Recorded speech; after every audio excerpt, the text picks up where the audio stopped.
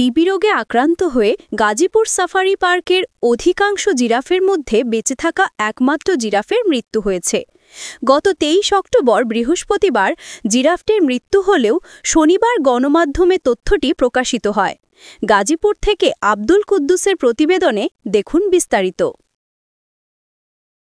Gazipur safari পার্কের ভারপ্রাপ্ত কর্মকর্তা তারেক রহমান জানান, দীর্ঘদিন যাবৎ সর্বশেষ জিরাফটি টিবি আক্রান্ত হয়ে অসুস্থ ছিল। জিরাফটিকে সুস্থ করতে ৬ সদস্যের মেডিকেল বোর্ড গঠন করা হয়েছিল। মেডিকেল বোর্ডের সবশেষ চেষ্টা ব্যর্থ করে গত ২৩ অক্টোবর বৃহস্পতিবার পার্কের ভেতরেই মৃত্যু হয়। মৃত্যুর পর জিরাফটির ময়না তদন্ত সম্পন্ন করা হয়েছে। তারপর পার্কের ভেতরেই জিরাফটিকে মাটি চাপা দেয়া হয়। এ বিষয়ে গাজীপুরের শ্রীপুর থানায় একটি সাধারণ ডায়েরি করেছেন পার্ক কর্তৃপক্ষ। এ ঘটনায় তদন্ত করে আইনগত ব্যবস্থা নেবার কথা জানান শ্রীপুর থানার ভারপ্রাপ্ত কর্মকর্তা মোহাম্মদ আব্দুর বারিক।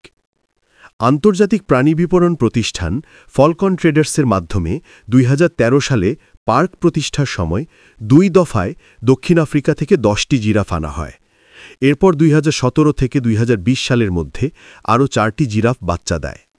এদিকে ২০১৮ থেকে ২০২২ সালের মধ্যে রোগাক্রান্ত হয়ে অধিকাংশ জিরাফ মারা যায়। সর্বশেষ একটি স্ত্রী জিরাফ টিকে ছিল।